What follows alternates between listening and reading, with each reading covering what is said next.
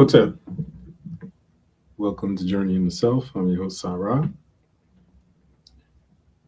Today we're going to do part two of our discussion about the testimony of Dr. Anthony Fauci on the Senate floor, um, hosted under the chairmanship of Senator Rand Paul. In his testimony, which I watched at length today, I saw that not Rand Paul, but Fauci, I think they said, pleaded the fifth 111 times. And I'll point out that when someone pleads the fifth, they plead the fifth because they fear that something that they're going to say, if they do testify, would incriminate them. And so they plead the fifth in order to avoid self-incrimination. In other words, if he were to tell the truth, since he's under oath, the truth would be incriminating. Thus, he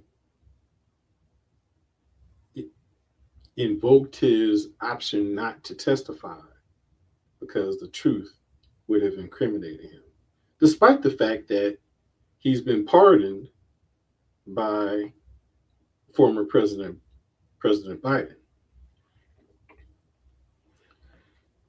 Okay, so the last time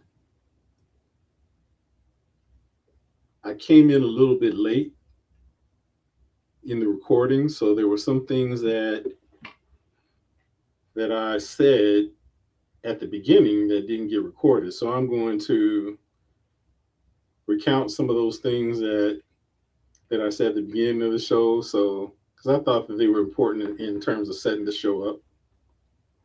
So I'll repeat those things. So when I was on with Brother Sadiki, I had recounted a time when I was in junior high school. And I think I was in the 8th grade at the time. And it was the first day of our history class. And our history professor started the class by saying this. He essentially said, there are two views of history. He said, there's the accidental view of history, which suggests that throughout the course of history, it has just occurred. History is happenstance. It's accidental, the accidental view of history. That there was no rhyme or reason to it, that it has just occurred, unfolded. Then he said, there's also the conspiratorial view of history, which suggests that throughout the course of time, groups of people have come together to plot the course of history, to lay out how they wanted history to unfold, and establish plans to carry it out.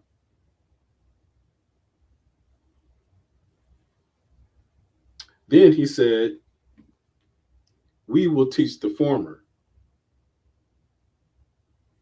and left it there and began the class. He didn't say which one was true.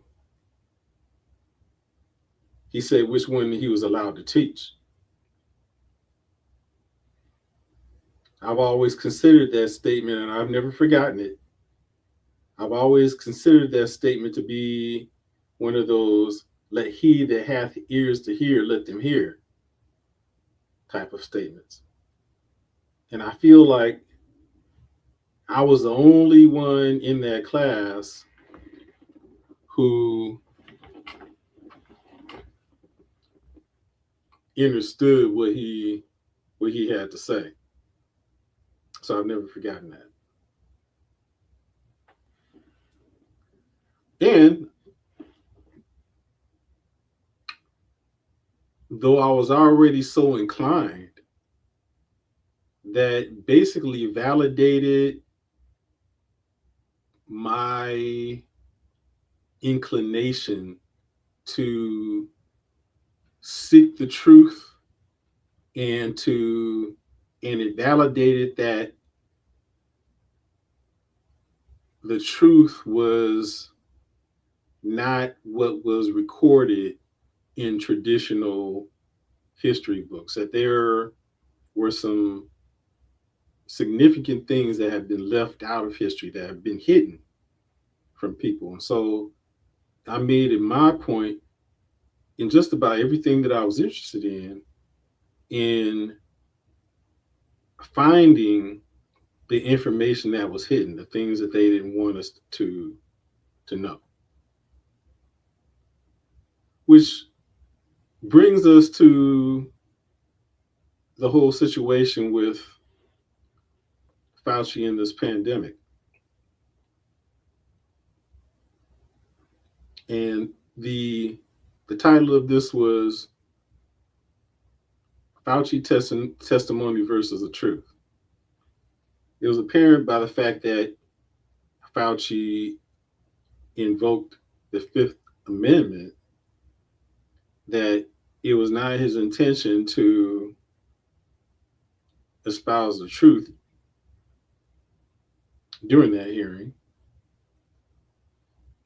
But as we all know, or at least those of us who are aware, that many sources of information were hidden. Many people were silenced, censored. The truth was concealed.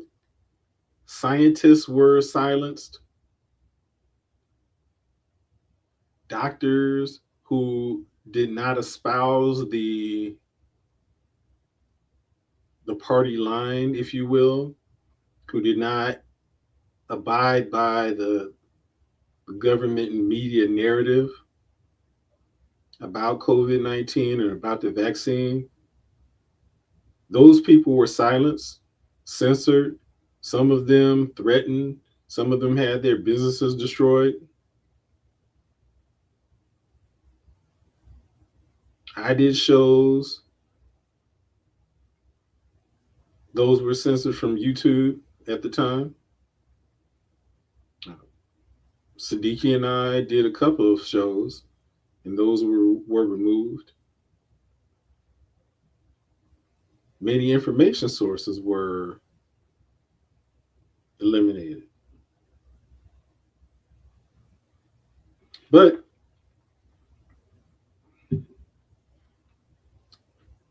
we're living in a time when truth cannot be hidden for long.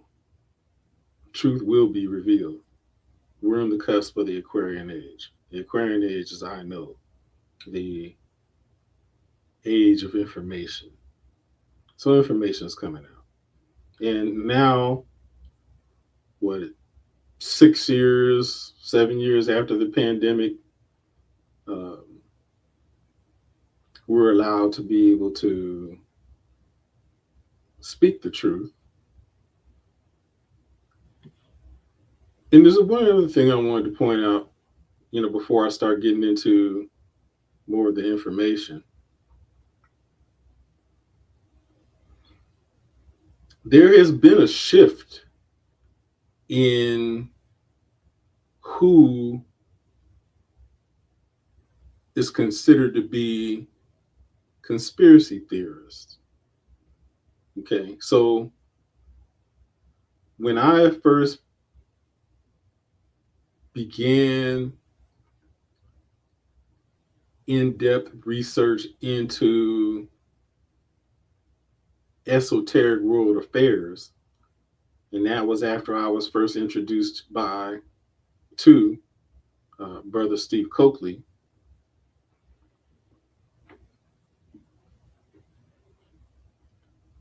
During those days, and we give big time honor and praise to our late ancestor, my brother and friend, Brother Steve Coakley, because I would not be doing this if it not were not for him. I wouldn't know any of this information that I know if it weren't for him. Um, but during those days, the type of information that we're talking about, the type of information that was presented during the hearings by Senator Rand Paul, and then back during, I think it was 2020, 2021, Republican Senator Jim Jordan. And indeed, some of the information that uh, your so-called Republicans or conservative conspiracy theorists 20 to 25 years ago, all of this information would have been considered and was considered left wing or liberal conspiracy theories. The exact same information was considered to be left wing and liberal conspiracy theories. Okay. Fast forward to today, the exact same information that people write off as right wing conspiracy theories were left wing conspiracy theories. The parties have basically just shifted positions, which I contend is a plan to confuse people, because people just outright dismiss anything that's related to conspiracy theories and will dismiss certain information if it is not in alignment with the party that or philosophy that they have identified with. So people just write off anything that's said by conservatives or Republicans or MAGA as if nothing that they have to say is true. And then the other side does the same thing with liberals or the Democrats. Okay. But the truth is that both of them will include some truth in to what they reveal, what they discuss. They will include some truth, but they'll mix it in with a number of untruths. So people don't know what to believe, or they will believe the party or philosophy that they're aligned with and everything that they say, because for them, everything has been validated by the little truth that they've shared.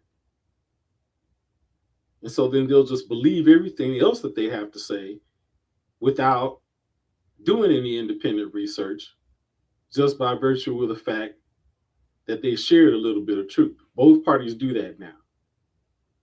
And so it's for someone with a discerning mind, someone who thinks for themselves, to be able to make the determination as to what information is true, going beyond who is providing the information. What Brother Steve Coakley told us to do was to research any information, regardless of the package that it came in.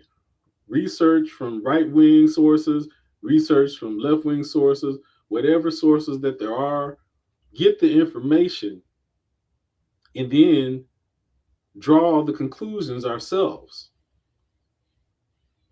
Think, as George Clinton would say, think it ain't illegal yet. Okay. So the other thing that we did,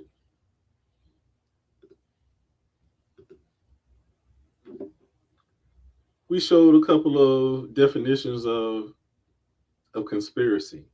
So here's one definition. Actually, I want to show this one first. Conspiracy: planning and acting together secretly, especially for an unlawful or harmful purpose, such as murder or treason.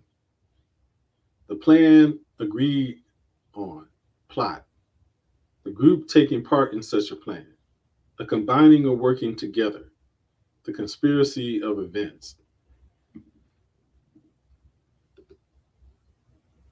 Another definition is the definition of conspiracy is a secret plan to do something or is the action of creating a secret plot. Okay. I bring this up because the other thing that we pointed out last time was that the term conspiracy theory was coined and created by the intelligence community to denounce people who are revealing the truth or to denounce truths and to characterize them in such a way to discourage people from paying attention to what certain people are saying or to invalidate actual truths such that people don't pay any attention to it, that people just discount the information as being untrue just by virtue of the fact that they've labeled the information as conspiracy theory or labeled a person as a conspiracy theorist, a means to discredit information or people.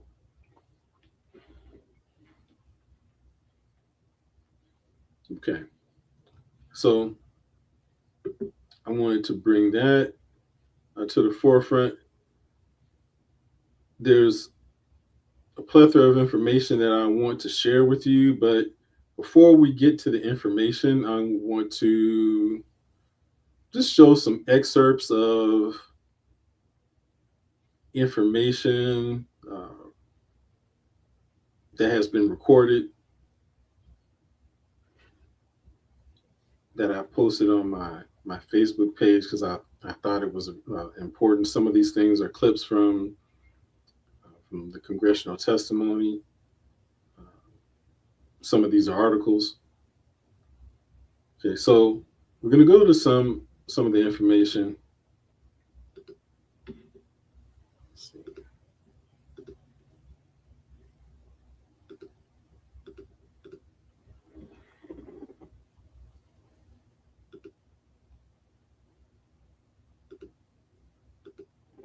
Just bear with me. I have to remove some information before I can provide. Okay, here we go. Okay, so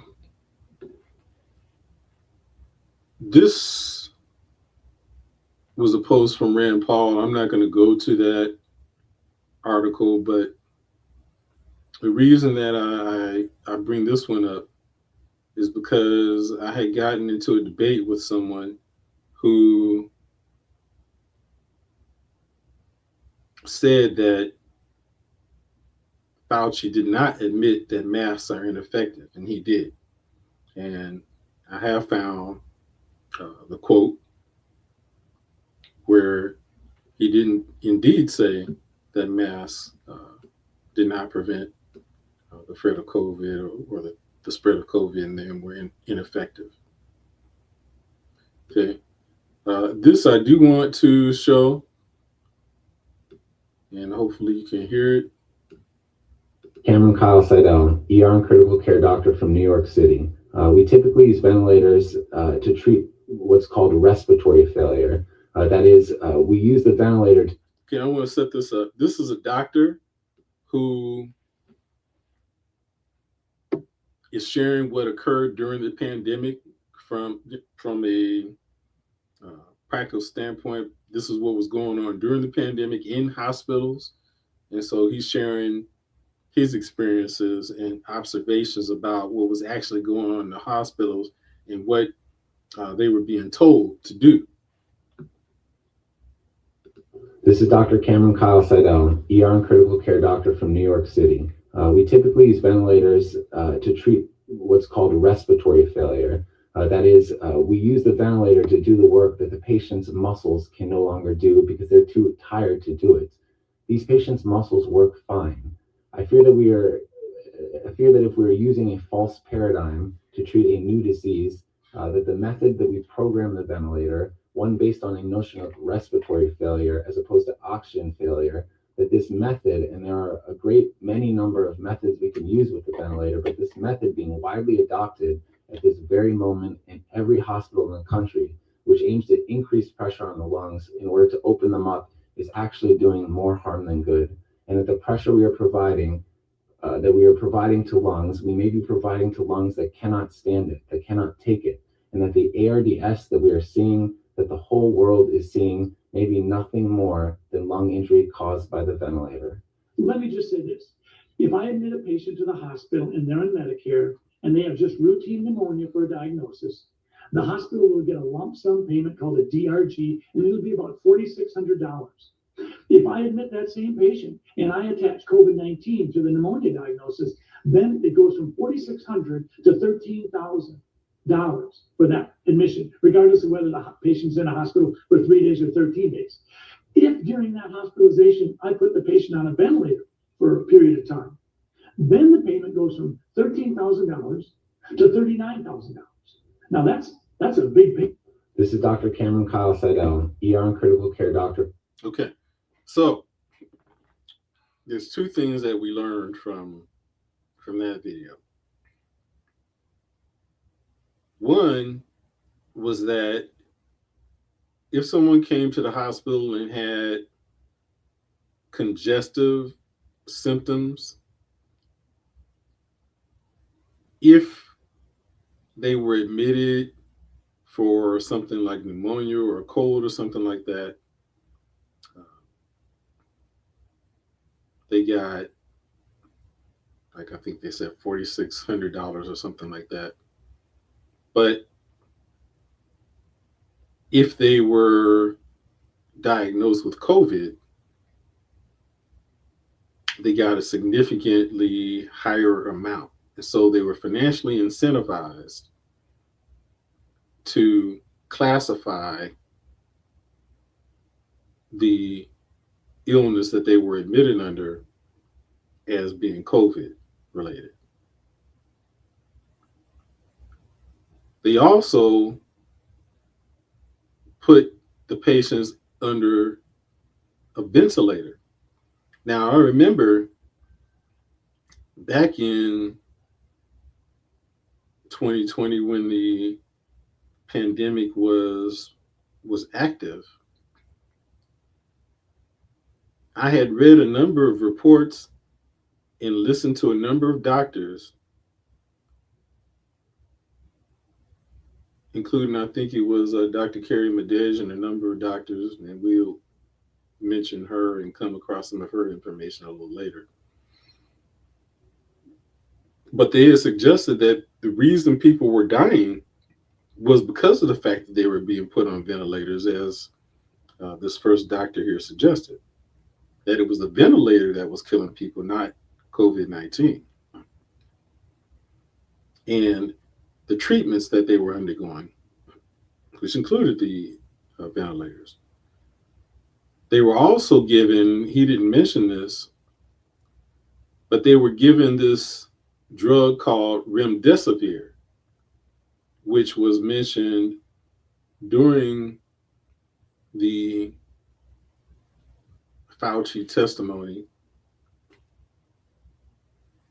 by one of the Republican senators or doctors, I'm not sure which one.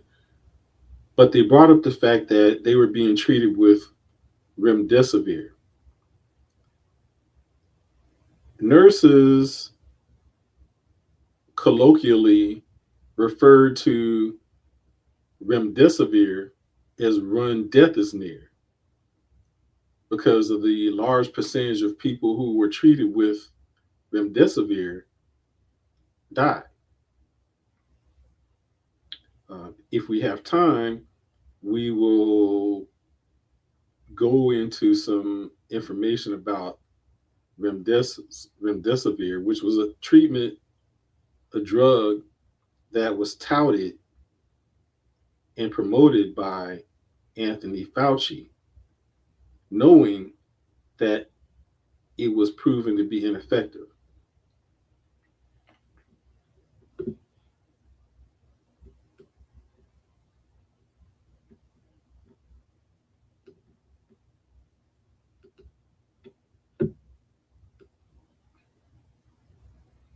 Okay, then I came across this article. This was published by Christina Aguayo News on July 30th. And it says former director of national intelligence Tulsi Gabbard says that Fauci's performance in front of Congress was disgusting, and she's reminding everyone of the information that she released on her final day of office about Anthony Fauci's crimes. Again, I'm not a supporter of Tulsi Gabbard or the Republicans or MAGA or the Democrats, conservatives, liberals. I don't support any of them because they all take liberties with the truth, we'll say. Okay, so she says, Fauci's performance today made me sick, smug arrogance, zero remorse, zero accountability. He refused to answer a single question. He used your tax dollars to fund the coronavirus lab research in Wuhan and worked with the IC to cover it up. True. On the last show, we provided some documentation which validated that the NIH, through Anthony Fauci and the NIAID, which was a division of the NIH, National Institute of Health, funded the Wuhan lab by giving them two $3.4 million grants totaling $7.4 million to do the gain of function research in Wuhan, China, the Wuhan Institute of Virology.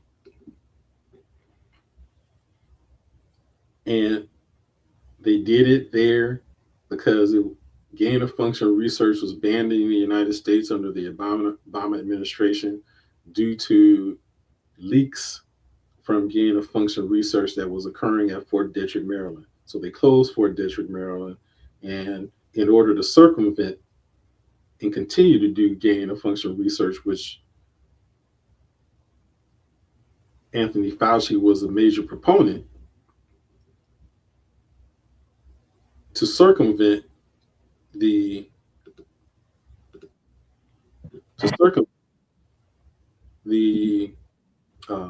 banning of gain of function research in the United States, they farmed it out to the Wuhan lab in China. Okay, so I'll read this, and then our guest has joined us, but I want to just go ahead and read this, and then we'll welcome our guest, Brother Sadiki. It says, use your tax dollars to fund the coronavirus lab research in Wuhan and work with IC to cover it up. We deserve truth and accountability. Gabbard's statement about Fauci on her final day in office. Before the COVID pandemic, Dr. Fauci, as head of the National Institute of Allergy and Infectious Diseases, provided millions in U.S. taxpayer dollars to fund dangerous gain of function research on bat coronaviruses at the Wuhan Institute of Virology, which is what I just said, and which we talked about on the last show. Work which is widely viewed as a source of the unintentional lab leak that sparked the pandemic. We will take issue as to whether it was unintentional or not, because we know that they were doing the research, the gain of function research, and had intended to introduce it into the public, because that simultaneously, as we documented on the last show, they were simultaneously working on the vaccine and nanotechnology, which we'll have our brother Sadiki speak on. Now, in support of President Trump's maximum transparency mandate BS, um, she's releasing never before seen communications and documents exposed exactly how Fauci worked with politicized career leadership in the intelligence community to suppress the truth about his actions. True. The virus lab leak origins and the role in directing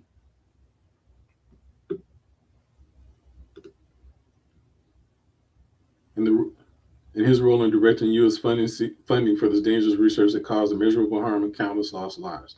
Now, these documents expose Fauci's direct role in influencing and manipulating intelligence community assessments on COVID-19 and how Fauci lied to Congress in 2024 when under oath he denied knowledge of and participation in discussions with intelligence officials about viral research.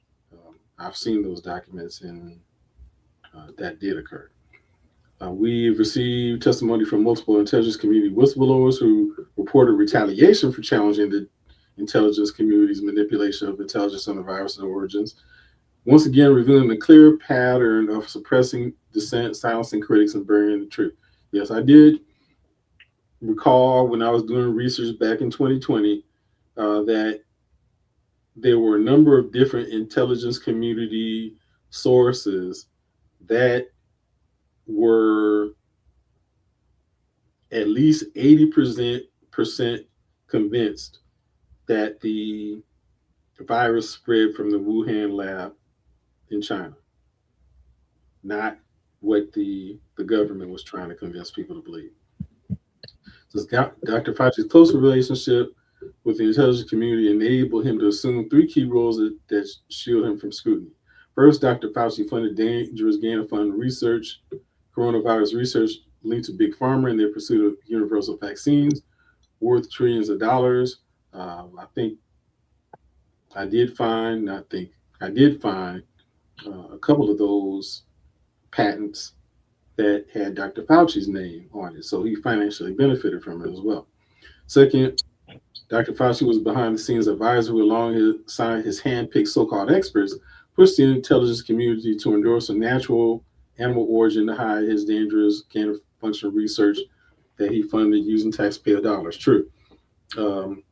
The narrative, the government and the media narrative, was that it originated from a wet market in China, and that somehow the bat coronavirus was transmitted to humans at that wet market in China. All of this was a deliberate attempt to cover the truth and shift the blame of attention away from Fauci's own actions.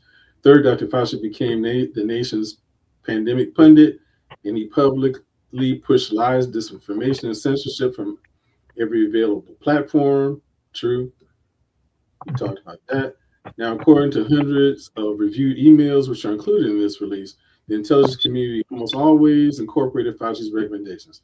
He promoted a fraudulent paper whose publication he helped prompt as information for intelligence community consideration. Senior analysts praised Dr. Fauci not as a policymaker, but as what they called an unbiased guide to the real coronavirus experts, while deliberately ignoring experts who might dissent from Fauci's narratives. Now, Fauci didn't stop there. He blatantly lied to Congress under oath during his 2024 testimony to the House Select Subcommittee on the Coronavirus Pandemic, denying that he ever spoke to any intelligence agency about COVID. Now, the correspondence I'm releasing today directly contradicts his own sworn testimony. We received statements from multiple whistleblowers revealing that the intelligence analysts who dared to challenge Dr. Fauci's COVID origin conclusions faced threats of retaliation, marginalization, and many suffered career setbacks. For example, a contractor was terminated just days after coming forward to ODNI as a whistleblower. Another example, those who advocated for the lab leak hypothesis or expressed dissenting views were reminded by the managers that leadership would determine which analysts would be promoted and which were not. The message was clear: go along or be punished. Senior leaders also sought to undermine whistleblowers by removing anonymity, which is required in the whistleblower process as they made their complaints, and also insisting that the managers or attorneys be present during ODNI meetings where their whistleblowers are coming forward with their testimony. So obviously creating an atmosphere of intimidation. COVID pandemic caused tremendous hardship and pain for millions of our fellow Americans and countless people around the world. Now, after lies, years after lies of censorship and cover-ups, the American people deserve transparency, truth, and accountability. Tactics were used to hide the truth. They're straight from the deep state playbook. Deep state. I'll comment about that later. Politicized, self-serving leaders, Dr. Fauci. Well, I don't need to read that. Okay, deep state is a euphemism for the what's the word I want? The establishment. Mm-hmm. So Trump's ran and his MAGA ran on the premise of removing the deep state, cleaning the swamp, and so forth. But they're part of the deep state as well, or the establishment. And I've documented that deeply on about like 18 shows that I've done. So they're not trying to clean up anything as far as the deep state. So our guest, Brother Sadiki Bakari, is on with us, and we're going to go a little deeper into the information and allow Brother Sadiki to share with us his expertise in the area of psychological warfare and manipulation. Mm-hmm. He's done exceptional research on the subject of transhumanism, which is highly involved in the vaccine, the fear mongering, manipulation. So we're going to go deep into that, and on the transhumanism front, Brother Sadiki has been a pioneer in this area. He's the first person I ever heard talking about it, and some people are kind of following on his coattails, but this brother's been on that, been a pioneer in that subject for a long time. So welcome back to the show, Brother Sadiki. Thank you, brother. Thank you for that introduction. As I always do, honor, reverence, gratitude for the ancestors. My mother, who is still with us, my father, who is an ancestor, obviously my wife, my children, my teachers as well, outside of my parents, Asha Kwesi, who I'm sure everyone is familiar with, Steve Coakley, who is an ancestor, Mary Baraka, who is an ancestor, OG Shaka Atenin, who is an ancestor, and of course, those who are still with us, people like yourself, Sarab, Brother Jamal, all of you. I've been able to learn from all of you, so I'm greatly appreciative for that. So I like to do that first and foremost. I see that seems like you was laying the groundwork in the foundation when I came in. Indeed. So I went back and recounted the things that we had discussed at the beginning of the show last time, because that part didn't get recorded. So I talked about the conspiracy theory and the origin of that term and how it's used to basically discredit people who happen to be coming upon the truth and trying to share the truth.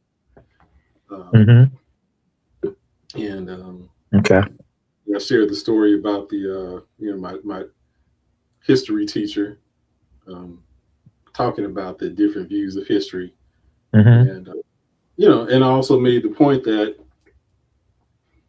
and I didn't bring this up last time, but I made the point that back when Brother Jamal and I were first introduced to Brother Steve Coakley, at that time, this type of information that we're talking about, so-called right-wing conspiracies as we're familiar with today, back 20, 25 years ago, all this information was considered to be left-wing conspiracy theory. Okay. And so I got a lot of this information back then from venues like Pacifica Radio, KPFK, which is a left-wing outlet. Okay.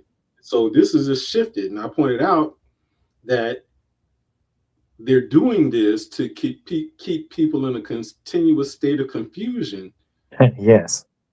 because both sides will share snippets of the truth to delude their followers into thinking that everything that they're saying is true, when the majority of the things that they're saying is not.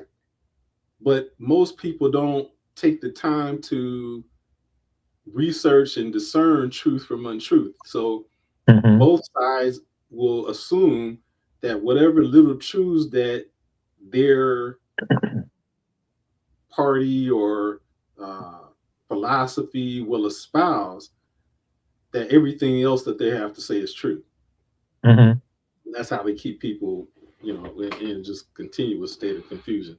You want to speak on that a little? Well, what I would like to do, brother, and I think this definitely adds to that. 2020 was a very important year from a standpoint of psychological operations, from a standpoint of um, fear-based programming, trauma-based programming, emotional-based programming, controlled opposition, cognitive dissonance, confirmation bias, the Hegelian dialectic, all these aspects of manipulation, right? Programming, things of that nature. Even Dorvo is something that was heavily happening then that most of us didn't know about. Um, so just 2020 alone, the year of conspiracy, right? In regards to our lifetime. And what I mean by this is, yes, we had other things that took place, the crack epidemic and 9/11 and all these other things. But when we deal with 2020, and I just need about 88 seconds, brother, to lay this out, okay? Do your thing, brother. All right, so 2020, the year of conspiracy, the year of hoaxes, the year of false diagnosis, bioweapons, biometric ID, threats of a cashless society or a world beyond cash, the reset, DNA reset, spiritual and artificial, virtual schooling, fear-based programming, psyops programming, media manipulation, trauma and emotional triggering, controlled opposition, cognitive dissonance, doublespeak, charismatic, Stockholm syndrome, the Hegelian dialectic, predictive programming, live simulation of event 2001. Now we know that happened in 2019, but this was to get us ready for what was coming with COVID.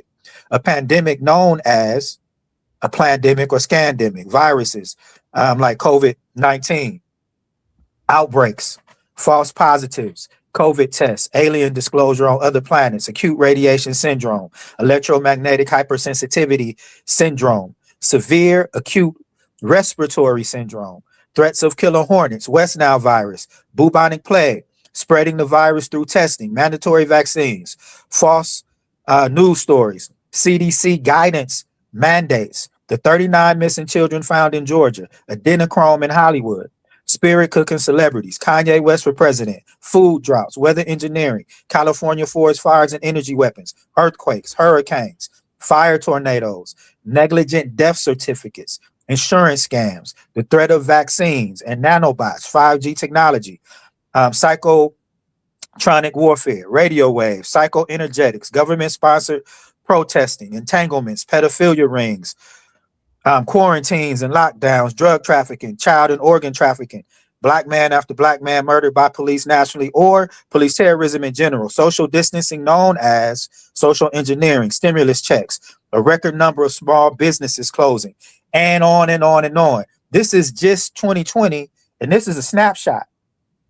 So this is what the masses of people, and not just here in the United States, but also internationally, this is just a snapshot of all the information and data that was being used to create the confusion that Brother Sarah was talking about. The chaos, the emotional programming, the attachments, the stimulation as far as, or stimuli as far as creating trauma based programming, as well as trauma bonding, the fear-based programming. So all the things that we're talking about, 2020 is a major jumpstart. Now, many of these things were already happening, but what I'm saying is 2020 was the culmination of all of these different things being used as the foundation for a massive programming. Now we see it today, especially dealing with the Fauci um, um, testimony or whatever the situation is, the 111. I plead the fifth. So we see it, right? We see it how people are. We see how people are responding. Okay, um, we see the pertinent things from a standpoint of the programming itself. All right. I mentioned Dorvo for a reason. All right. And the reason I mentioned it is to help us understand how the government, even this Fauci piece right now. So the latest news that just came out this evening is now Fauci is fearing for his life. That's right. Okay. Now, this is part of the Dorvo programming, mind manipulation, psychological manipulation, and that type of warfare. So, just briefly, what Darvo is primarily the victimizer or the abuser places themselves in a position to be seen and interpreted as the abused or the victim. All right. So you also see this in the Nolan Xavier Wells case right now. If you're really paying attention, just to use that as an example, and you see what the folks of Mississippi are doing, from whether you're dealing with the people who are supposed to be involved, the so-called friends, all the way up to the governor. That's what they're implementing. It's called Dorvo. Okay, so this is a military tactic and strategy that's used to impress upon the so-called victims or abused, to make them see their abusers and victimizers as the victims. All right. So that's what's taking place right now, just so people have an understanding of what's happening in real time, whether he's fearing for his life or not. The point is, this is what the media is giving to the masses of people. All right. So I just wanted to throw all of that out there. We'll definitely get into the nanotechnology and all of that, but I wanted to throw this out here so people can understand COVID or COVID-19. All these things I mentioned, there's a connection one way or another based on the programming. That's something we have to heavily understand. Now, these programs are cyclical. So they're being tapped into over and over and over again. Example, every 4 years is an election or a selection. That's your example of the programming that I'm talking about, the controlled opposition. That's cyclical. Every 4 years, we know it's going to happen. Democrats versus Republicans, we understand what's going to happen with that division and all of that. That's part of what it is that we're talking about. All right. So I'll stop there. And from here, we can go wherever we need to go. Very well done, Brother Sadiki. Thank you, brother.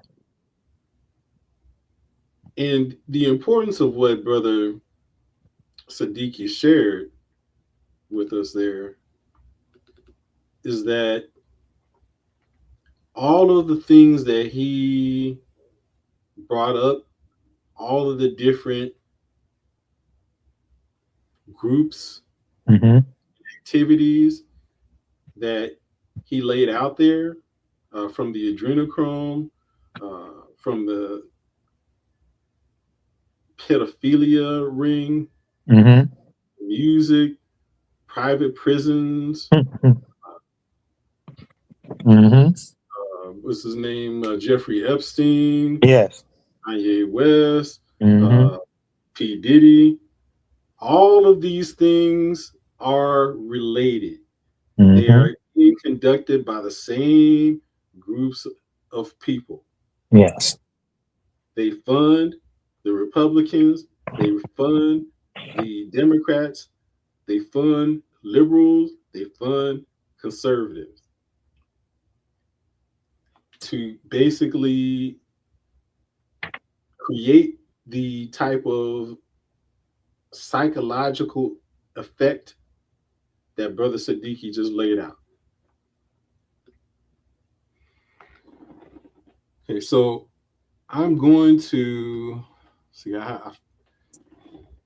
back in 2020, as I was doing my initial research, which I mentioned at the outset of the show, that when we were doing these shows, I was doing them, and Brother Sadiki had come on with me before.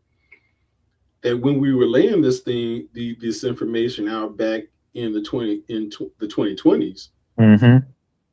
we were censored. So all of those shows that we recorded were taken off of YouTube. Mm. Okay. And so I didn't know that, brother. yeah, they took all that stuff down, brother. Okay. So that's why I'm like taking the opportunity to go into this, Mm. because now, people can actually see what we said. So the only people who were able to benefit from the shows that we did were people who were watching us live. Mm. Okay, so back when I was doing my initial research, I came upon basically a white paper Mm-hmm. that was done by the Rockefeller Foundation and another think tank. And that white paper basically lays out the plan for the pandemic, or the plandemic, as Brother Sadiki would say. Mm-hmm. It lays it out. Now, mind you, the pandemic initially started in 2019. Mm-hmm. This paper was published in 2010. Mm-hmm. Okay, so let me pull this, see if I can get it up.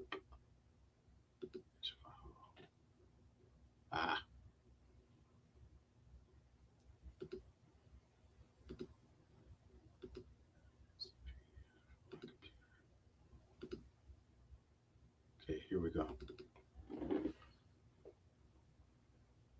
So bear with me as I pull it up. While you're finding that, so in 2011, I was part of a newspaper article by Our Weekly, which was in reference to transhumanism.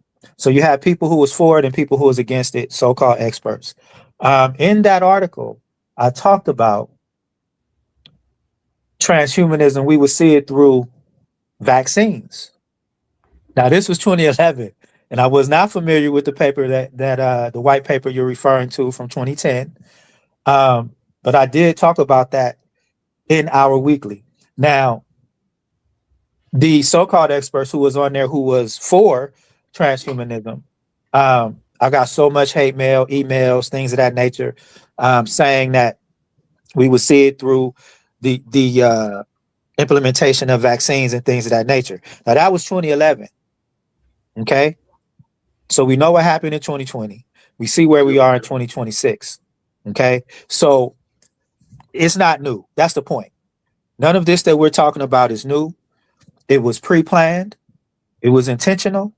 It was deliberate. Okay. We have to understand that. I know it's people who possibly may be listening who trust the government. That's an issue. It's a big time issue, especially with black people. That's an issue. I often hear, well, why would they do that? I hear that so much in regards to the government. Let me make this clear. You have to study history to understand. And this is beyond just slavery, to understand the depths and psychosis of this government.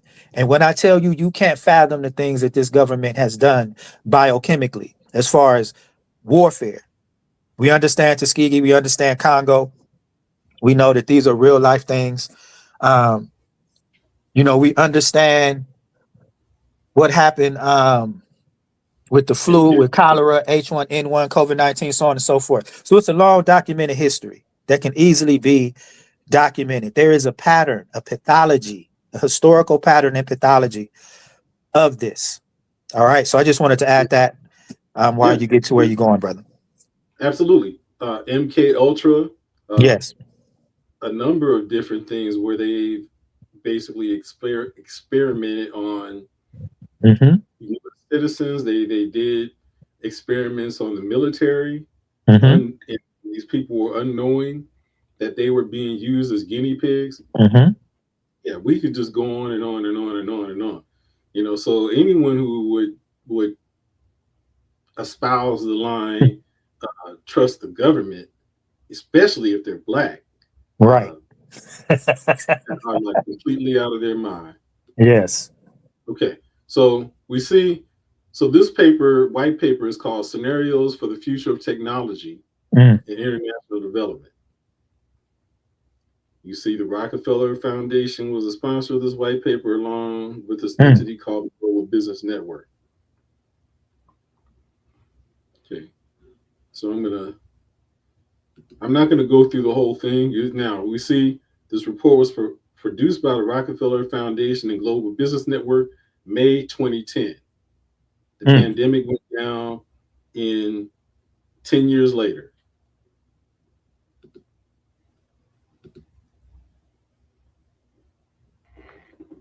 Okay, I'll just read a little bit of this. Um, the results of our first scenario planning exercise demonstrate a provocative and engaging exploration of the role of technology in the future of globalization, as you will see in the following pages. Planning being the key word.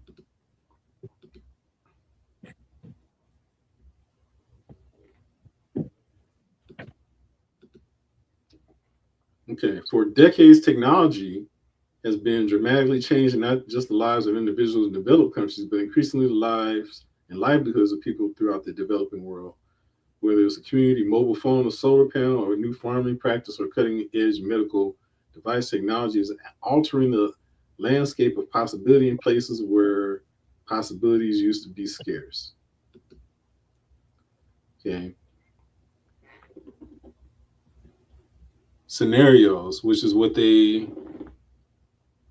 mentioned in the outset. So the goal of this project was not to affirm what is already known and knowable about what is happening right now at the intersection of technology and development. Rather, was to explore the many ways in which technology and development could co-evolve, could both push and inhibit each other in the future, and then begin to examine what those possible alternative paths may imply for the world's poor and vulnerable populations, such as an exercise required participants to push their thinking far beyond the status quo into uncharted territory. Scenario planning is a methodology designed to help guide groups and individuals through exactly this creative process.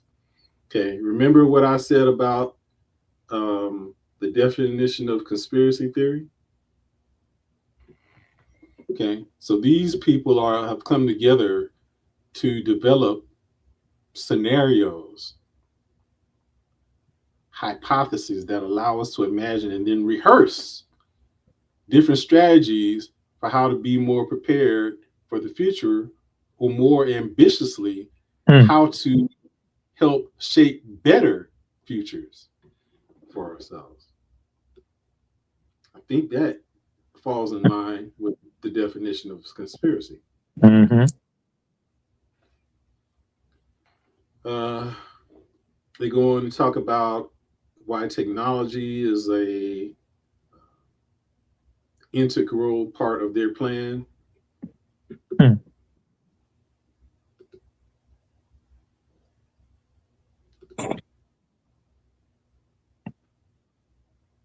Scenarios are a medium through which great change cannot just be envisioned, but also actualized and brought into existence.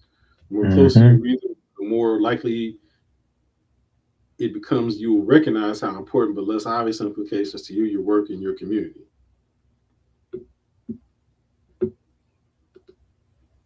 Okay, scenario framework. The Rockefeller Foundation and Global Business Network began the scenario processes by surfacing a host of driving forces that would affect the future of technology and international development. These forces were generated through both secondary research and in-depth interviews with foundation staff, foundation grantees, and external experts. Hmm. Okay. So I'm not going to go through all of this. I'm going to go to the more significant pages. I have read this whole thing before, so I know which ones are the most relevant. Now, focus here on the three different or the four different scenarios that they've identified. Okay, so these are potential scenarios, quote unquote, that may occur. And so for each scenario, they developed remediation plans for each of the different scenarios. And remediation plans is what would we do if these things were to happen. Now, as we'll come to see, the hypothetical scenarios, one of them actually did happen, which takes it out of the realm of being hypothetical. Mm. Okay, so I'll just briefly read them, and I'll ask Brother Sadiki which one actually came to pass. Okay. Read the other ones first. Smart Scramble, an economically depressed world in which individuals, communities develop localized makeshift solutions to a growing set of problems. Hack Attack, an economically unstable and shock-prone world in which governments weaken, criminals thrive, and dangerous innovations emerge. Clever Together, a world in which highly coordinated, successful strategies emerge for addressing both urgent and intense worldwide issues. Lockstep, a world of tighter top-down government control and more authoritarian leadership with limited innovation and growing citizen pushback. Which one do you think came to pass, brother? Lockstep. Correct. The first one that you mentioned is happening. Lockstep has happened. Correct. 100% correct. Okay. They threw in a little bit of the Clever Together there. Mm-hmm. But Brother Sadiki is 100% right. Lockstep is the scenario that did unfold. Okay. They go on to basically talk about how they developed the scenario narratives and so forth. Again, they're trying to give you the illusion that these are hypothetical situations. They do say that they may progress over the next 15 to 20 years. Okay. Now, let's go into lockstep since we've identified lockstep as to what did happen. Mind you, again, this was written in 2010. Mm-hmm. Scenario narratives, lockstep, a world of tighter top-down government control and more authoritarian leadership with limited innovation and growing citizen pushback.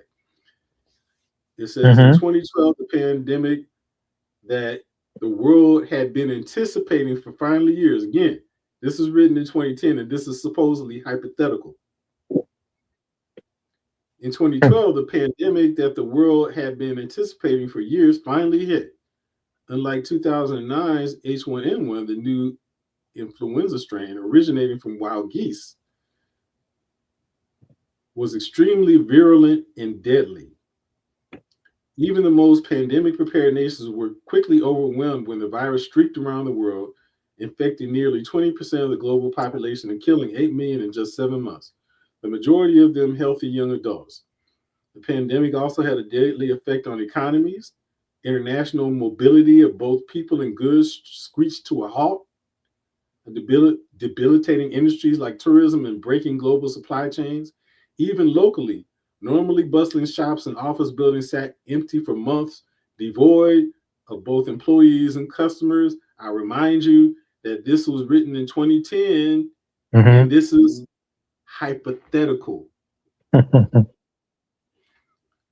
The pandemic blanketed the planet through disproportionate numbers, though disproportionate numbers died in Africa, Southeast Asia, and Central America, where the virus spread like wildfire in the absence of official containment protocols. But even in developed countries, containment was a challenge. The United States initial policy of strongly discouraging citizens from flying proved deadly in its leniency, accelerating the spread of the virus not just within the U.S. and across borders, but across borders. However, a few countries did fare better. China, in particular, the Chinese government's quick imposition and enforcement of mandatory quarantine for all citizens, as well as instant and near hermetic sealing off of all borders, saved millions of lives, stopping the spread of the virus earlier than in other countries and enabling a swifter post-pandemic recovery. Okay.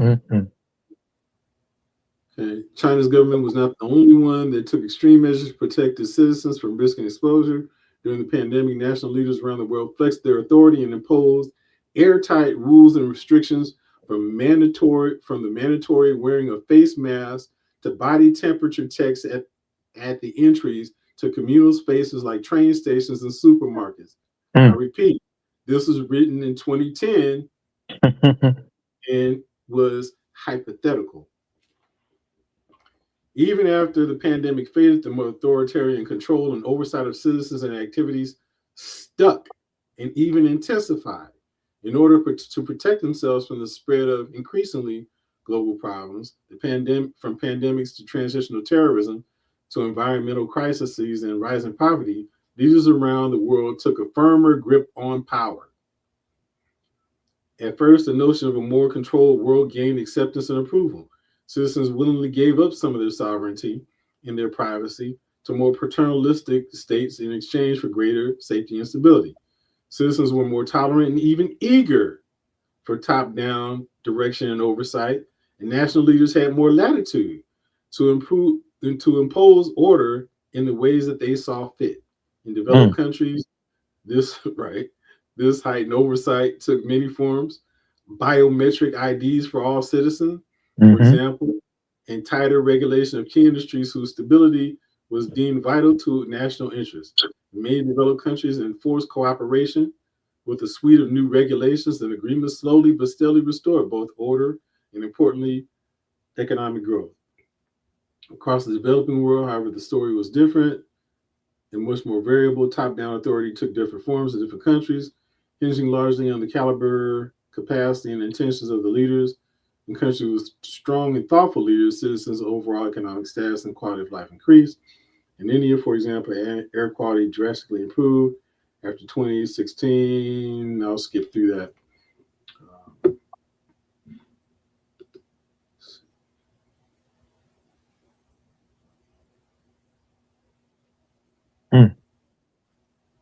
Okay, it says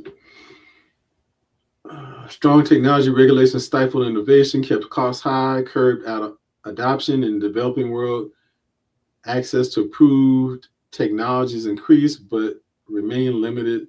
The locus of technology innovation was largely in the developed world, leaving many developing countries on the receiving end of technologies and others considered best for them.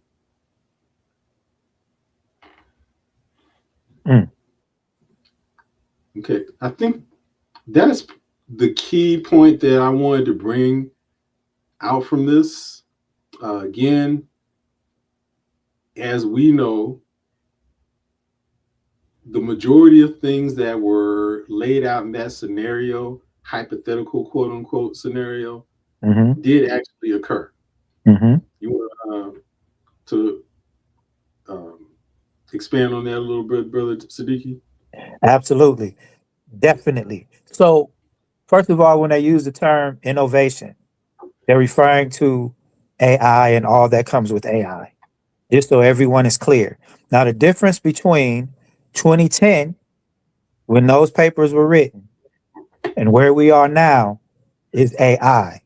And it's AI that is being used as the infrastructure to implement those things in the white paper to another level.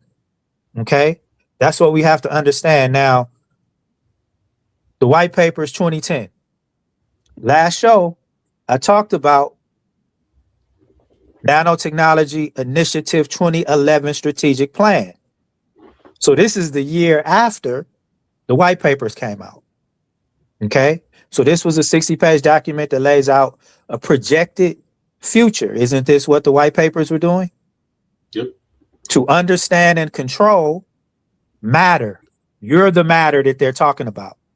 For the management of every facet of human life with the surveillance matrix of environment, health, and safety.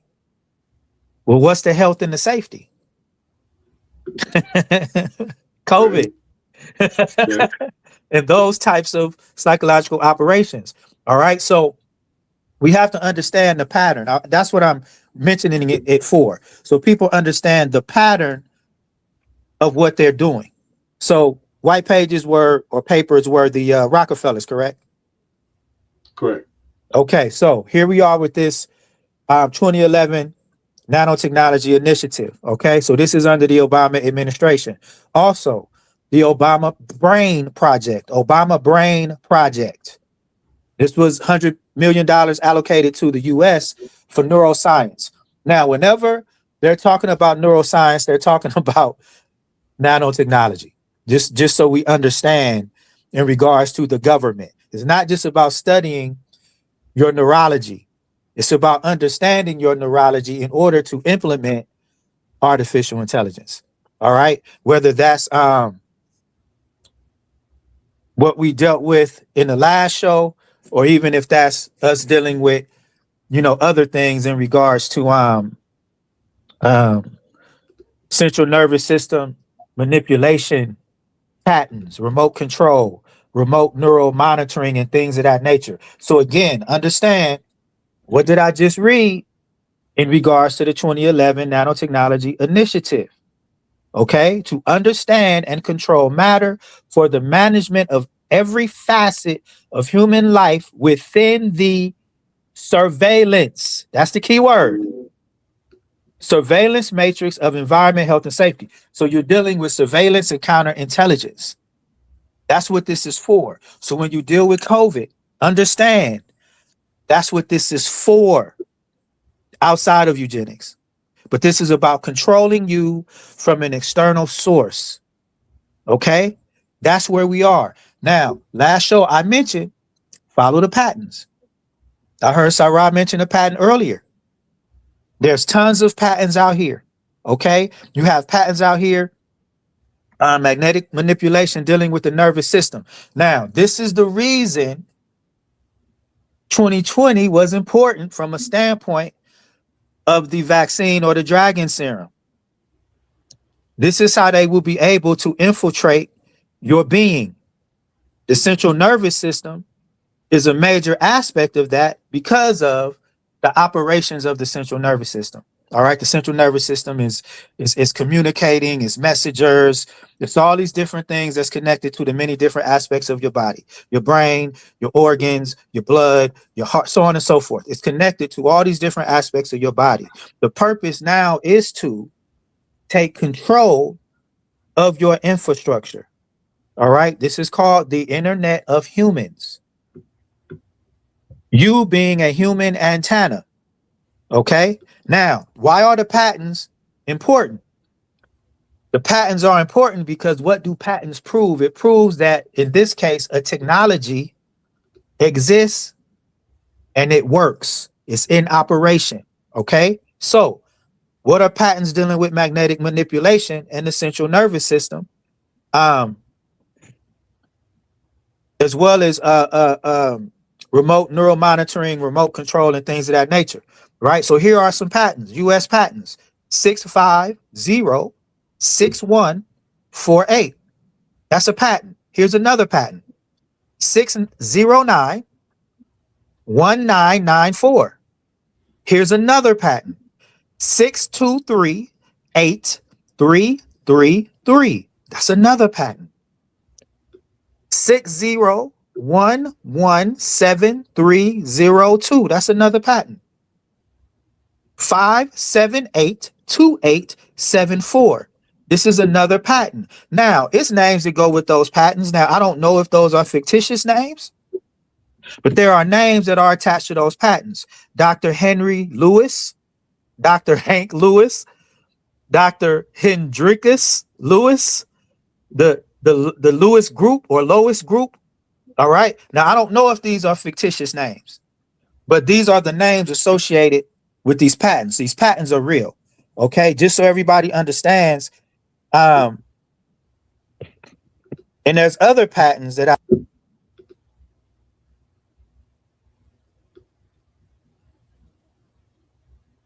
You lost Brother Sadiki for just a second. But while we wait for him to come back, actually, I was trying to can bring you hear up. me? Yeah, I hear you now. Okay, I see what happened. So when I go into another window, um, it's not going to allow me to be heard. Okay, so that's fine.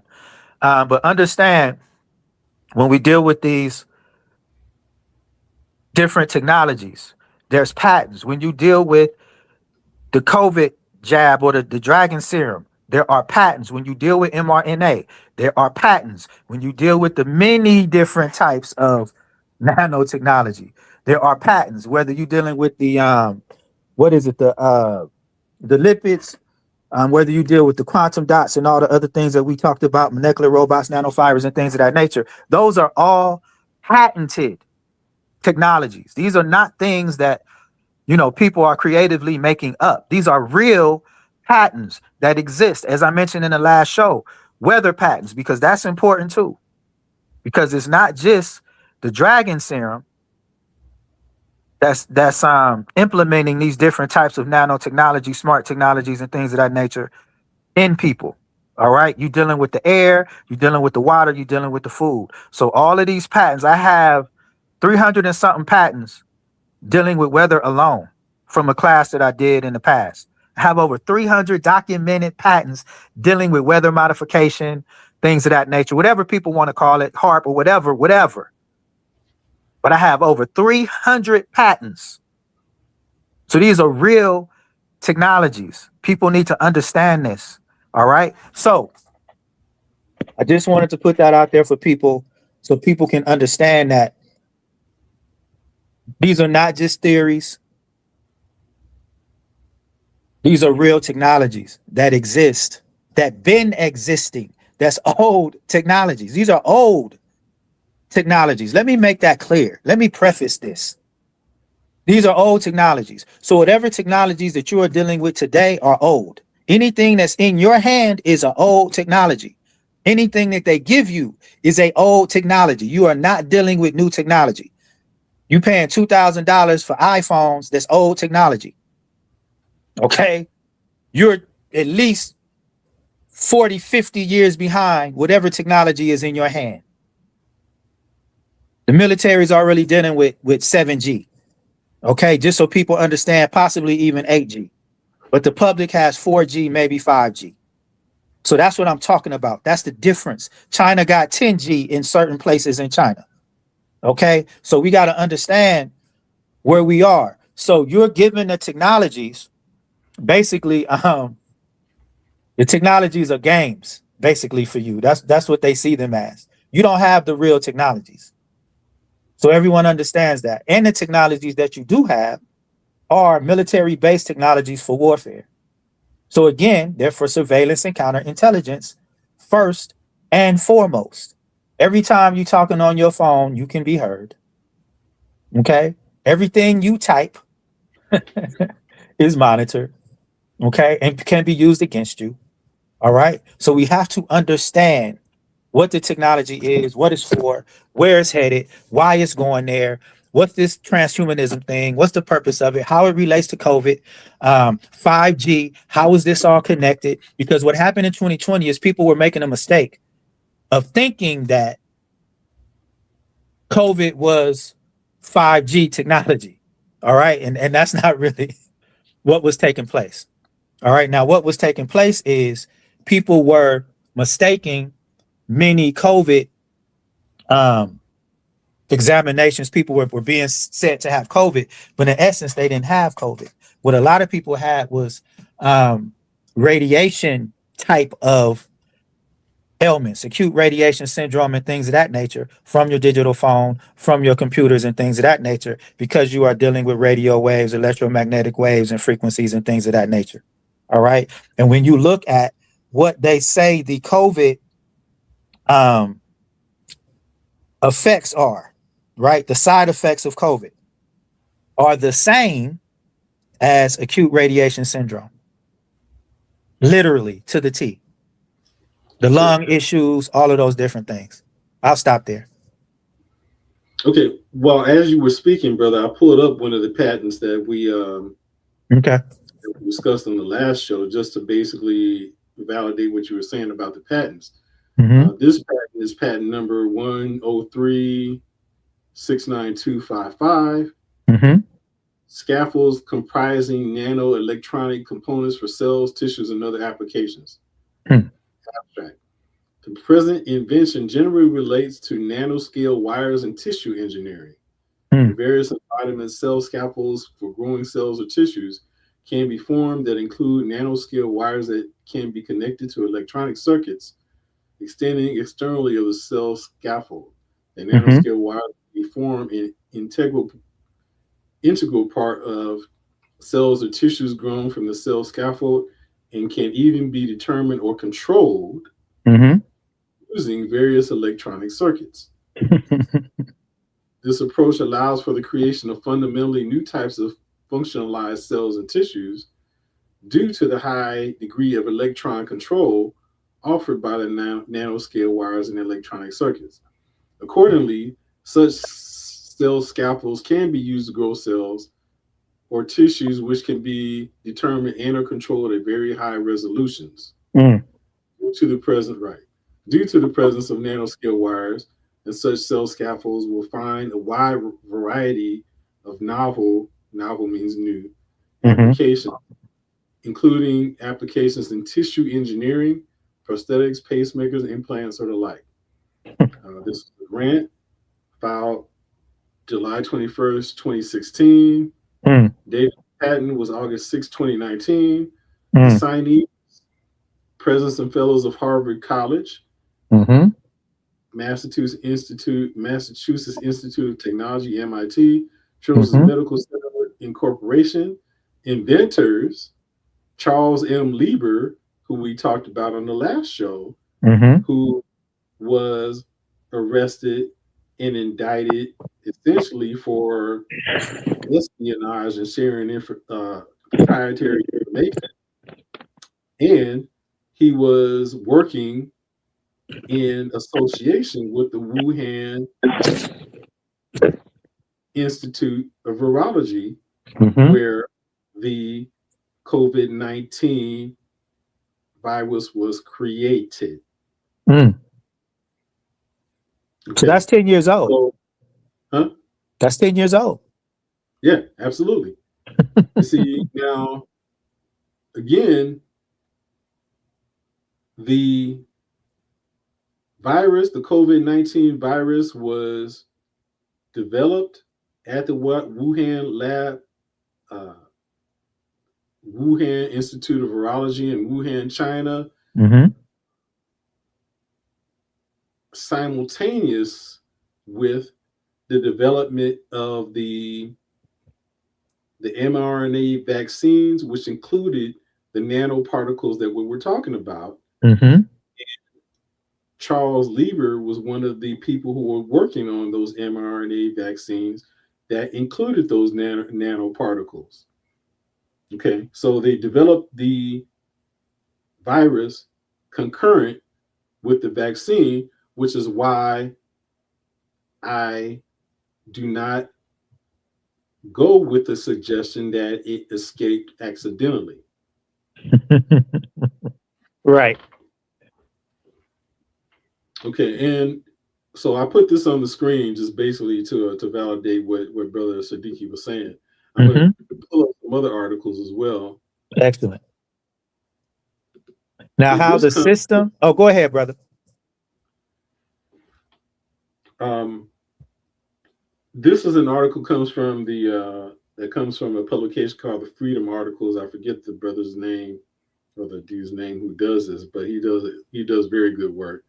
And so again, to validate what Brother Sadiki was just talking about, this article is called "Delivery Systems for Nanochips and Smart Dust." Mm-hmm. He says, in a fundamental way, vaccines, GMOs, bioengineered food, geoengineering, and chemtrails are all connected, as they are delivery systems whereby this miniature technology of nanochips and smart dust is planned to be inserted into our bodies. Some chemtrails contain smart dust motes, which readily infiltrate the body, communicate with other motes in your body, set them up on their own network, and which can be, unfortunately, remotely controlled. If you Yes. are fastidious about what you eat and what you expose yourself to, it is difficult to see how you can avoid breathing in a mote of smart dust that was dropped on you by a plane spraying chemtrails. With Hmm. nanochips and motes inside your body, the end New World Order criminals can combine the IoT smart grid with brain mapping and other technological information in there. Let's see.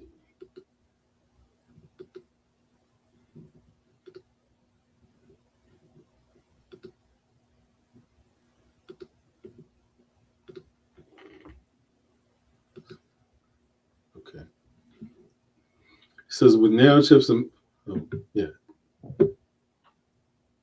Okay, yeah. With nanochips and motes inside your body, the NWO New World Order criminals combine the IoT smart grid with brain mapping and other technological information in their attempt to pull off the ultimate endgame to remotely influence and control an entire population by overriding and programming the thoughts, feelings, and actions of the masses, which is what Brother Sadiki said earlier.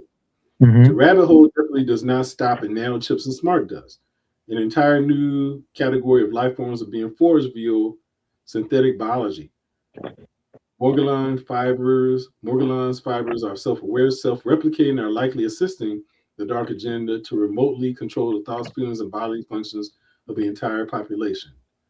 New technology always pushed as being cool, efficient, and convenient. Naturally, the full scope and goal of this agenda will not be revealed to the public.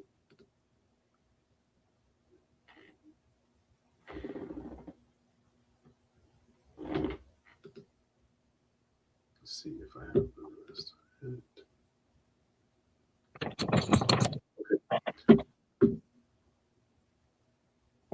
I don't think I got the whole article, but here is another point that Brother Sadiki was alluding to. He says the human microchipping agenda is really the same thing as a transhumanist agenda to turn Yes.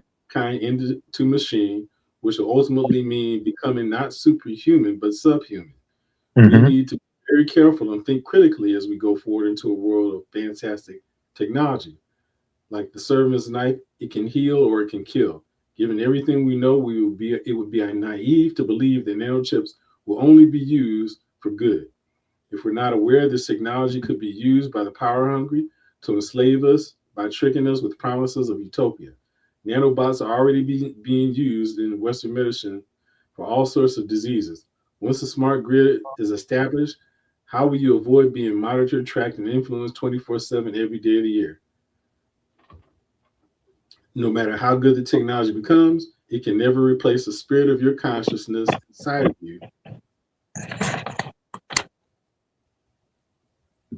which is your internal technology. I'll add that because he didn't. I think I didn't get the whole part of that article, but Hmm. but yeah. So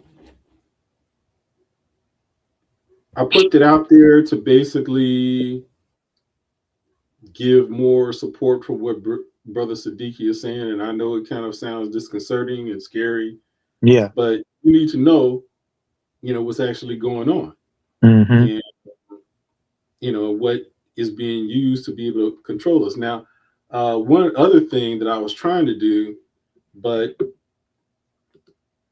I see that they have removed it, but I still have some of the information. I went back to Moderna's website, Hmm. and back when I went to their website back in 2020, the website basically said that the mRNA technology was essentially a software. Yes. It was software for reprogramming the DNA. Yes. Okay, while they were publicly denying that they were Hmm. altering DNA, their own website said that that's exactly what they were doing. That they were basically initiating software to reprogram the DNA. Now, Hmm. I went to their in preparation for the show. I went back to their website and they've changed that. So they probably became aware that we were on to them, and they took that down. Mhm. But let's see, let me go ahead and speak. I'll pull that up Okay. while you can go ahead and speak on what I Okay. just put up. So mRNA, let's even take it a step further. It's the operating system. That's what mRNA is. We as humans are operating systems. Okay, so everyone understand that. Your creativity, your imagination, your intuition, your spirit, your soul, your central nervous system, your subconscious mind, your neurological self, all these things are operating systems. Okay, AI, the attempt is to mimic them, those things, your consciousness, your beingness. That's what AI is. It's what they are attempting to do with AI. All right. So they are mimicking you as an operating system to control and take over your operating system. Now, some key words were mentioned when Sarah was reading the research, the articles. Smart. So everyone understands when you hear smart, whatever, smart technology, smartphones, whatever you're hearing with smart. Smart is actually an acronym. I don't think a lot of people understand this. SMART is self-monitoring, analysis, reporting, technology. So when you hear smartphone, it's a self-monitoring, analysis, reporting, technology. When you hear smart city, it's a self-monitoring, analysis, reporting, technology. Everyone needs to understand that. Now, everything that Sarah laid out, there is a slogan that they have literally beat into the consciousness of people, which is AI is the future. Everything Sarah just laid out, that is your AI is the future. I hope everyone can understand what's being said. Your AI is the future is the smart cities or the 15-minute cities. That's the future that they're talking about. The digital ID, that's the future that they're talking about. The ability to remote control you, your central nervous system, so on and so forth, your being. That is the future that they are talking about. A future of surveillance and counterintelligence. All right. These dots are very easy to connect. This is why the brother was talking about an AI grid. I think that's how he referred to it. All right. You also have a human control grid. So this is what I was talking about on the last show.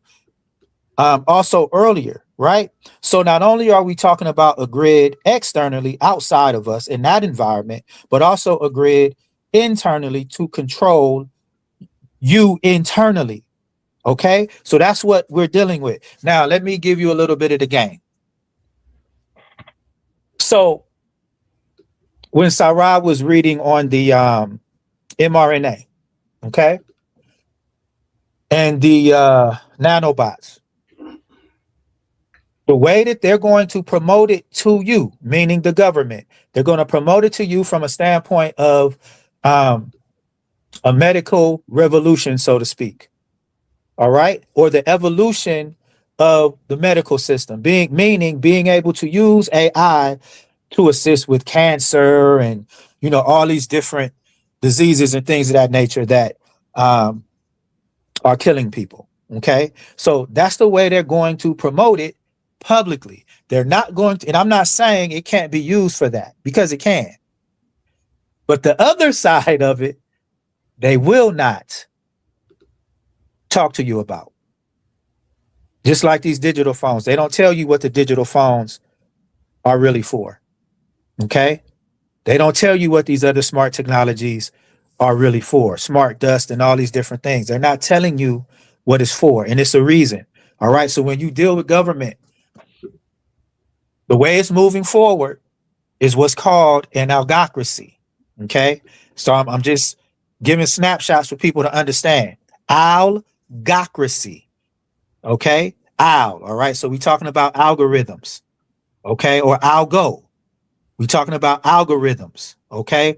That's what they are talking about and implementing from a standpoint of government, how the government will be ran, so to speak, um, totalitarianism through AI and algorithms. Okay, they're already doing it in regards to the voting systems for when you vote for the president and things of that nature. So it's already fully embedded from a standpoint of algorithmic racism and bias. Okay, I don't want to go too far over there. So central banking, digital currency, all of these different things. These are digital prisons, human control grid, smart technology, smart cities. These are digital prisons, digital ID, so on and so forth. Biometric intelligence. These are digital prisons, facial recognition. All right. So everyone understand this is why they are headed in this direction. They talked about it in 2010 in the, what is it? The white pages or papers? Papers. White papers. They talked about it in 2010. I gave you 2011 with the nanotechnology initiative, as well as the Obama Brain Project. And we can give you tons and tons and tons of other operations that's related to this. All right. Even the most recent one, Project Stargate, 500 billion given for AI technology, which is primarily the data centers, which is more so for the next level of the G technology, which is 6G. Okay. So all that is already laid out. All that is already documented. So that's where we are. So wherever you want to go, brother, proceed. Okay. I pulled up something from PubMed.gov, which is part of the National Institute of Health. Okay. I pulled this up again, and mind you, I found this back in 2020, but this also contradicts any suggestion that Dr. Fauci was not aware of the adverse effects of the vaccines. Now, so this was his own agency, okay? And so this, I don't know if I want to call it, well, I guess you could say it's an article, but the article was published on the National Institute of Health's website. It's called Effects of Graphene Oxide Nanoparticles on the Immune System Biomarkers Produced by Raw 264.7 in Human Whole Blood Cell Cultures. And I mentioned graphene oxide because graphene oxide nanoparticles are in the vaccines. Graphene oxide nanoparticles have attracted a lot of attention due to their many applications. These applications include batteries, supercapacitors, drug delivery, and biosensing. However, few studies have investigated the effects of these nanoparticles on the immune system. In this study, the in vitro effects of graphene oxide nanoparticles on the immune system was evaluated by exposing murine macrophages, raw 264.7 cells in human whole blood cell cultures to the GONPs, the graphene oxide nanoparticles. The effects of graphene oxide nanoparticles on applications. These applications, the effects of the graphene oxide nanoparticles on raw cells were monitored under basal conditions. The whole blood cell cultures were exposed to, we'll just say GONPs for short, which for short for graphene oxide nanoparticles, in the presence of or absence of mitogens like lipopolysaccharide and phytohemagglutinin, PHA. The number of parameters were monitored for both raw and whole blood cultures. These included cytotoxicity, inflammatory biomarkers, cytokines, of the acquired immune system and pretome bio, pretome profile analysis.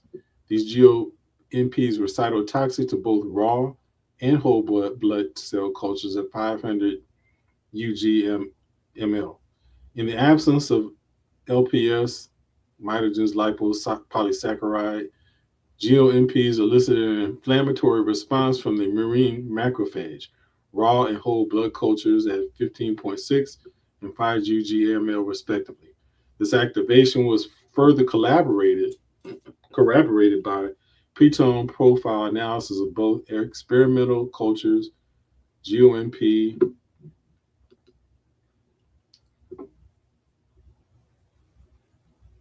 of the acquired immune system and pretome profile analysis. Okay, excuse me. This activation was further corroborated by proteome profile analysis of both experimental cultures. GOMPs inhibited LPS, induced interleukin 6 synthesis, and PHA induced interferon gamma synthesis by whole blood cell cultures in a dose-dependent manner. In the absence of mitogens, GOMPs stimulated IL synthesis by whole blood cell cultures. The current study shows that graphene oxide nanoparticles modulate immune system biomarkers, and that these may pose a health risk to individuals exposed to this type of nanoparticle. Okay, I'll go back one. It says these included cytotoxicity, inflammatory biomarkers, cytokines of the acquired immune system in a pretome profile analysis. The graphene nanoparticles elicited an inflammatory response. Okay, I brought that up because this is what has occurred with a number of people who have suddenly died after having taken the vaccine. They had inflammatory response. They had their bloodstream blocked. They had blood clots formed.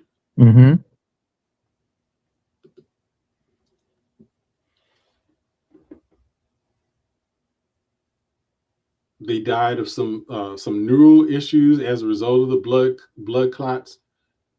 Okay, so they were very aware back when they were developing this technology and testing it that they could pose a major health risk to individuals exposed.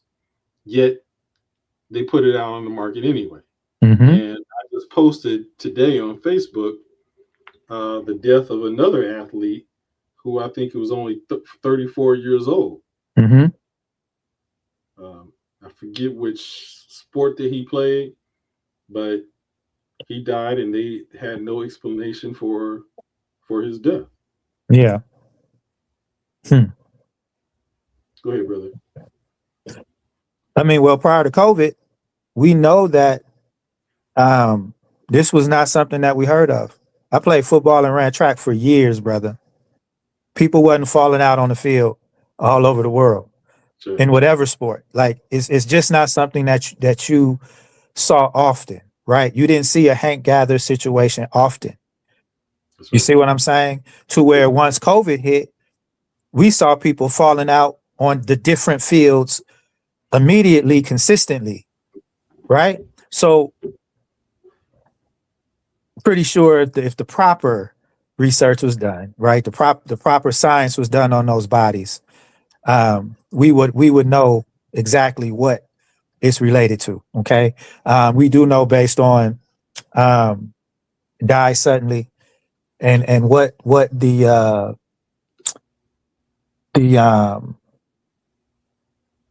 pathologists, the people who deal with the dead bodies, what they saw in regards to the microclots, the thrombosis, and things of that nature. It was something that they never saw before prior to COVID. So it wasn't even the natural way that they were used to seeing blood clots, so to speak, right? So these are facts. We know that this exists. COVID itself, we understand like the undermining, the treachery, the vow, the lies.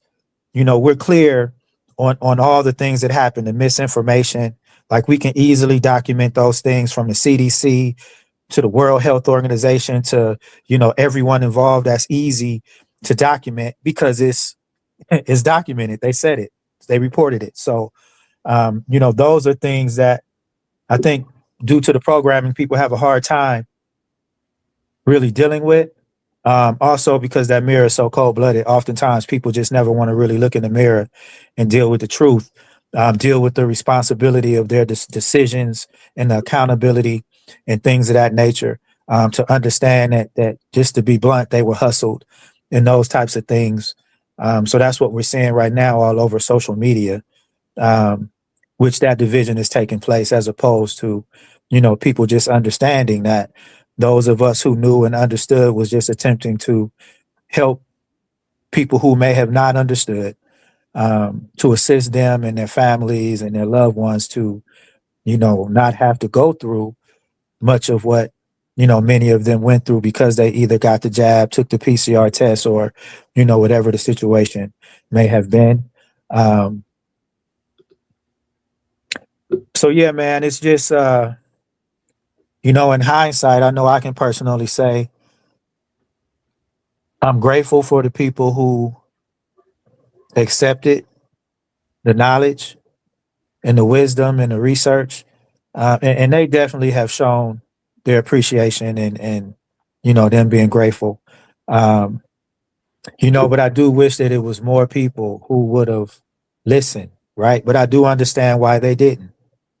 I'm fully aware, you know, of the programming and how it works. So you know, it's difficult to sit here and to see the effects that you know is going to happen. You know the type of people it's going to happen to. You know why, you know when, you know where, you know the answer to all of those things. Who, you know all of those answers. So, you know, I know we do this work every day, but it's still difficult sometimes to see and experience people who are dealing with those things, you know, who Yeah, because of the programming, you know what I mean? absolutely. Absolutely. Yeah. And you know, as you had mentioned before, when you were talking about, you know, the basically those who worked in um, uh,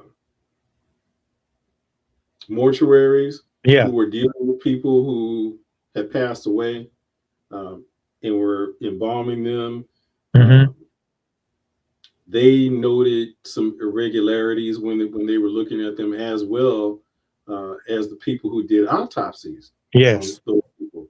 They noted irregularities, and but they were silenced. They were not allowed to speak on what they had found. They found these blood clots, and they found these um, synthetic organisms Mm-hmm. in the bloodlines of these people who were died, and those were the things that cause blood clots. Carrie Madej, Dr. Carrie Madej, Mm-hmm. had spoken out about, you know, what she had found, and she had visited some of the people who had performed autopsies, and she saw these synthetic organisms that developed from the injections of these nanoparticles, and they looked like basically synthetic parasites. Mm-hmm. Hmm. Oh yeah. And you know, and also I want to, you know, again provide some information to validate what Brother Sadiki said. We're talking about the mRNA. It Mm-hmm. says the mRNA is very unstable, thus it needs a biosphere to protect it. That's why they kept it stored in very high cold environments, because it was unstable. Um, Thus, it needs a biosphere to protect it until it can enter the cell. This is provided by the lipid nanoparticles in graphene oxide, which is 4,000 times stronger than titanium. It can stand uh, 1,700 F temperatures, and is an excellent conductor of electricity and can Mm-hmm. host magnetic field. Graphene oxide is not listed in the patent applications because A, it is poisonous to humans, and B, because it is the main ingredient in hydrogel, which can be used to create a brain computer interface Mm-hmm. in a drug delivery system. Though Kingston notes that this is not possible with this round of vaccines because they rushed this thing out and they're just seeing how much they can put into people before they die. The Mm-hmm. graphene oxide in the vaccines is neutrally charged and active. However, when it becomes positively charged, such as by electromagnetic radiation, radio frequencies such as wireless devices, wireless networks such as 5G, etc., it will annihilate anything it comes into contact with, and therefore cause great damage and death depending upon how much of it exists in the body and where it's located. Mm-hmm. Multiple COVID-19 vaccines and booster shots may increase the amount of the graphene oxide in the body. The COVID-19 vaccine study should have been stopped when, during a study with mice, 80% died within 24 hours, and the remainder died within the next few days.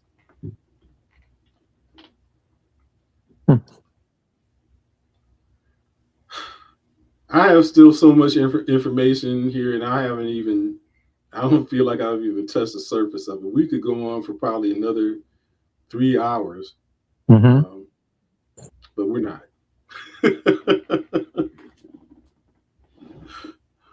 Anything that you want to say to the information I just provided, or any things that you want to share with the listeners before we close out for tonight?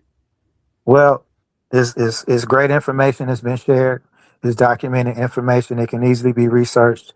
We gave you things that you can research. We gave you names. Um, we gave you the projects themselves. We gave you a lot that you can go and research on your own. And please do that, because when you research for yourself, it's embedded further into your consciousness. So go do the research yourself. All right. Also, I know we talked about, nanotechnology and smart technology, transhumanism, covert 19, and all the things that we talked about. But I just want to preface that the greatest technology is you. It's not artificial intelligence. It's not nanotechnology. It's not synthetic intelligence. It's you. Okay. So everyone is clear. Your intuition, your imagination, your connection to the ancestors, nature, the universe, all of those things, your soul, your spirit, your consciousness, that is the greatest technology that exists. This is the reason for the fear-based programming, the trauma-based programming, the emotional-based programming, the psychological operations, the all the things dealing with trauma and fear. Period. The media programming, all the things that's part of that paradigm, is so that you are not tapping into the greatest being that ever exists, and that's you. Let's do that work. Let's get back to being these divine brothers and sisters that we are, getting back to being the progeny of the ancestors. They did all these great things that is the foundation for all these great things. We are those people. We can still do it. We just have to deprogram and reprogram ourselves from all the programs that's being used as blockages. All right. So instead of talking about quote unquote God, it's time to now activate and implement so-called God consciousness, God beingness, and God personification. And that's what I'll leave everyone with. Absolutely. Everything that we are looking for already exists within us. There's no need to look outside of ourselves. Uh, Everything that we need for happiness, uh, to create our own reality, we need to not look outside of ourselves. Need not look to AI for assistance. Mm-hmm. Everything that we need is, has always been, and will always be within us. And that's what our great ancestors have laid out for us in the spiritual teachings, the technology for us to be able to tune ourselves in to the divinity that lies within us. And we are being distracted uh, by those who have a difficult time being able to connect, looking for shortcuts and trying to circumvent and become God, to basically create microwave enlightenment through Yes. technology. Yes.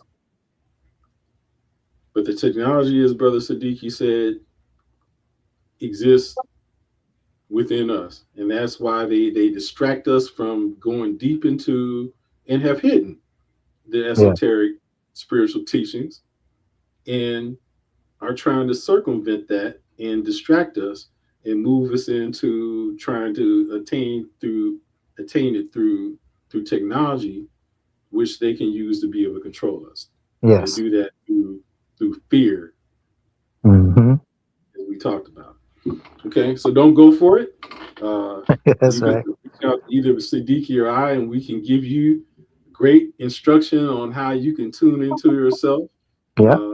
Who you do it with is of no concern as long as you do it. What's the title of your show, brother? Journey into self. That's right. That's right. Yes, sir. All right. So we thank our guest, Brother Sadiki, for coming on and sharing his insights and his research.